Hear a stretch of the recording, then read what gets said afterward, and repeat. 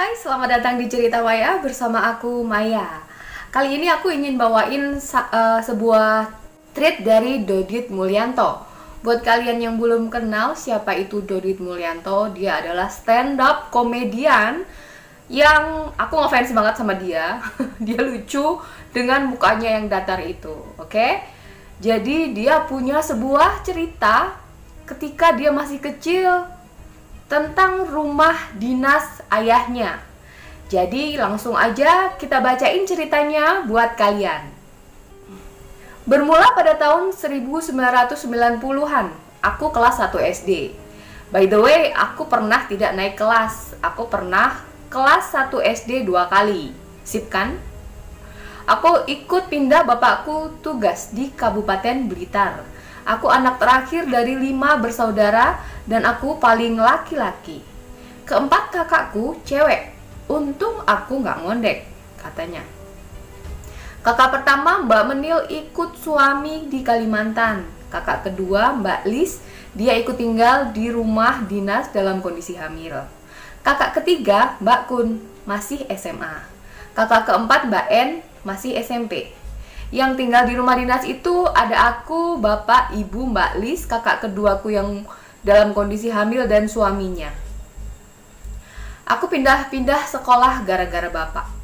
Aku tinggal di kota Blitar, kemudian karena panggilan dinas, maka kami harus pindah ke Kabupaten Blitar Selatan yang ada hutan jatinya. Disitulah tempat bapak berdinas. Desanya bernama BA, Kecamatan PR, Dukuh K, karena jabatannya Bapak Mantri. Karena Bapak jabatannya Mantri, maka rumah dinasnya bernama Kemantren. Di sini ada yang tahu bapakku kerja di institusi apa? Aku tahu, perhutani. Oke, Kemantren. Bangunannya dari zaman Belanda, halamannya luas. Di pojokan kiri depan dekat jalan ditanam pohon flamboyan yang besarnya 4 rangkulan orang dewasa. Kalau ada Om Hao, aku ingin tanya, siapa penghuni pohon itu? Di rumah dikelilingi kebun berisi pohon mangga yang udah gede-gede. Halaman belakang kebun kelapa yang luas. Di samping dan belakang rumah terdapat tumpukan kayu jati hasil sitaan dari Belandong atau maling kayu. Mereka sejenis Iron Man, mampu mengangkat kayu jati yang sangat berat sendirian. Tentu saja, selain mereka terlatih, mereka diyakini memiliki susuk. Ada rekan bapak yang nembak kaki Belandong, kemudian cuma diusap, terus lari. Warga 62 gak heran sama yang beginian. Aku kenal seseorang Belandong waktu kecil. Aku digendong belakang, pegangan punggungnya, serasa pegang tangki GL Pro. Adem, keras, peserta elemen Salim kalau ketemu Belandong. Balik ke bangunan rumah dinas bapak. Lantainya naik 0,5 meter, tembok 1,5 meter, sisanya papan jati. Denah rumahnya 2 ruangan depan kiri dan depan kanan. Ruangan depan kiri adalah ruang tahanan. Jadi, aku meninggali rumah yang ada penjaranya dari zaman kolonial, bro. Gitu kata Dodit ya. Jadi penjara ini menyimpan misteri. Siapa yang tidur di situ pasti mendapat gangguan gaib. Anak buah bapak tidur di situ. Selama tidur, mandor ini serasa diseret-seret oleh laki-laki yang memakai seragam khas tentara Belanda. Subuh, mandor kaget. Bangun sudah berada di bawah pohon flamboyan. Ada tahanan yang meninggal di ruangan itu. Zaman Belanda, maling disiksa, ditembak, tidak mempan, dipukul apalagi. Akhirnya ditusuk dengan bambu kuning, darahnya berceceran membekas di lantai. Bertahun kemudian aku tanya, "Bu, apa ini darah?" Ibuku bilang, "Itu tumpahan wedang." Wedang itu air seduhan teh atau apapun minuman yang banyak rempah-rempahnya itu ya, yang nggak tahu wedang. Jadi gitu, bapaknya itu tugasnya patroli keliling hutan jati bersama mandor hutan dan anak-anak buahnya si bapak itu, karena bapaknya adalah mantri ya. Keliling hutan siang dan malam tidak menentu, menggunakan sepeda motor CB 100 ding. Tahun 70-an, bocor oli sana sini, beli second, tentu saja gampang mogok. Sebagai artis, kalau sekarang bapakku masih dinas, ya aku belikan moge. Ya bapak, aku akan belikan Fukuda, biar bisa antar galon dan LPG. Nah, dari Blitar Kota, kami menuju ke Mantren Kabupaten Blitar 2 jam dengan sepeda motor. Aku duduk di tangki depan, bapak dan ibu berboncengan. Antar desa dipisahkan dengan hutan jati tempat bapak patroli. Selepas Isya, kami menuju ke Mantren melewati hutan. Masuk hutan melewati kuburan besar, tunggal yang ada payungnya. Beberapa meter kemudian motor mati. Udah biasa pikirku. Bapak menuntun motor, aku tetap di tangki, ibu berjalan di belakang bapak sambil mendorong sadel CB 100. Dilan tanpa adegan mesra dengan Milea. Tiba-tiba ibu dengan dada was-was bilang, Pak, ning wit kuwi opo? Pak, di pohon itu apa? Bapakku menjawab, diam aja mulutmu, diam aja, kata bapak. Jadi bapak sama ibu sama-sama melihat sesuatu di atas pohon ya. Rumah dinas bapakku itu, pintu masuk depan langsung ke ruang tamu. Kiri belakang ruang tamu ada kamar tidur lagi. Memanjang ke belakang seperti sekolahan, diikuti ruang gudang, dapur, kamar mandi paling belakang. Kenapa orang dulu kamar mandi selalu dibikin paling jauh, ya ampun, kata Dodit. Pada tahun 90-an belum ada listrik, pakai blik. Suasananya jadi petang remeng-remeng gitu. TV bapak pakai aki, kalau habis harus disetrumkan. Yang nonton warga sekitar. Aku duduk di kursi mereka, duduk di bawah dengan tikar. Dalam hati aku menyapa, selamat malam masyarakat kurang mampu.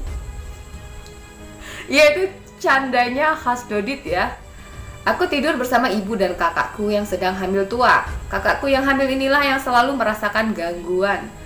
Tembok papan kami sering berbunyi kretuk-kretuk seperti 5 jari diketuk secara berurutan membuat pola bunyi yang aneh.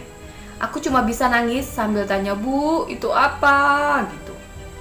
Paling belakang adalah kamar mandi, jeding ya namanya, yang berukuran besar, bisa dimasukin 4 orang bareng. WC-nya juga gede banget. Kalau kepleset mungkin Anda bisa langsung masuk ke septic tank. Oh iya, yang zaman dulu itu ya, yang kotak gitu ya, langsung sungai gitu mungkin ya. Air di daerah itu beli dari pengantar air, Mbah Slamet namanya. Jadi kita hemat banget pakainya. Sering terdengar orang mandi jebar-jebur, gitu, pakai gayung gitu ya. Tapi setelah dilihat kamar mandi kering, nggak ada apa-apa.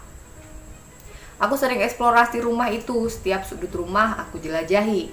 Aku menemukan banyak rokok utuh tidak dibuka, diletakkan di setiap ventilasi. Rokoknya edisi lama yang sudah jarang di peredaran. Aku buka satu, aku ambil dan kulipat untuk permainan yang sedang in zaman itu. Menjelang maghrib, Mbah Slamet si pengantar air kesurupan, minta rokok dengan merek yang sama. Mbak Li sudah melahirkan, dan kita masih tinggal di rumah dinas bapak. Siang hari suami Mbak Li suka sekali membunuh cicak. Banyak sekali cicak yang dibunuh dengan dijepret atau dipanah menggunakan lidi. Aku dari kecil sampai sebesar ini nggak ngerti ngapain dia gangguin binatang itu. Malam harinya terdengar suara kucing kawin. Kenapa dibahas? Astaga. Oke. Sepi mencekam, yang ada suara kucing aja. Mbak Lis dan suaminya mencari sumber suara. Dia meninggalkan bayinya yang ada di ayunan dan aku tidur di ranjang. Bapak patroli di hutan. Ibu tidur di kamar sebelah. Setelah kembali dari mencari sumber suara, Mbak Lis berteriak, mendapati keponakanku Raid dari ayunan. Mbak Lis histeris, aku bangun. Kami kebingungan mencari keponakanku. Kami mencari di setiap ruangan, termasuk ruangan penjara. Setiap sudut malam itu kita cari, sampai akhirnya ada terdengar suara tangis di gudang gelap dekat kamar mandi. Ponakanku lengkap dengan kainnya berada di pojokan sudut gudang. Bercampur baur dengan gergaji mesin, kapak besar untuk memotong pohon, pecok, arit, yang semuanya adalah barang bukti yang diambil dari maling kayu.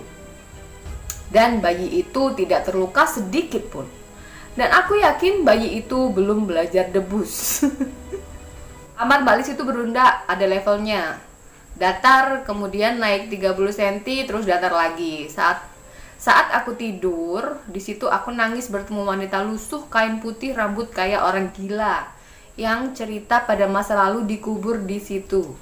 Setelah bangun aku demam 3 hari, kata ibu aku sawanan. Aku disuwuk sama mbahku, disuwuk itu didoa-doain sambil disembur gitu ya. Dikeroki sekalian, sembuh aku mimpi lagi, dikasih keris semar kecil dengan jumlah banyak. Sekarang bangunan kemantren udah rata dengan tanah, pohon-pohon besar udah dipotong semua, diganti bangunan minimalis model baru. Karena aku waktu itu masih kecil, aku nggak cerita mimpiku ke siapapun. Gak ngerti bener apa enggak, ada yang dipendem di situ. Tanah adalah tetap manusia yang menggonta-ganti fungsi dan apa yang di atasnya. Di bawah tanahmu terpendam sesuatu dari pendahulu. Ceritanya selesai. Itu tadi cerita pengalaman Dodit dari zaman dia kecil. Dan dia baru berani cerita, baru berani sharing ketika dia udah dewasa seperti ini.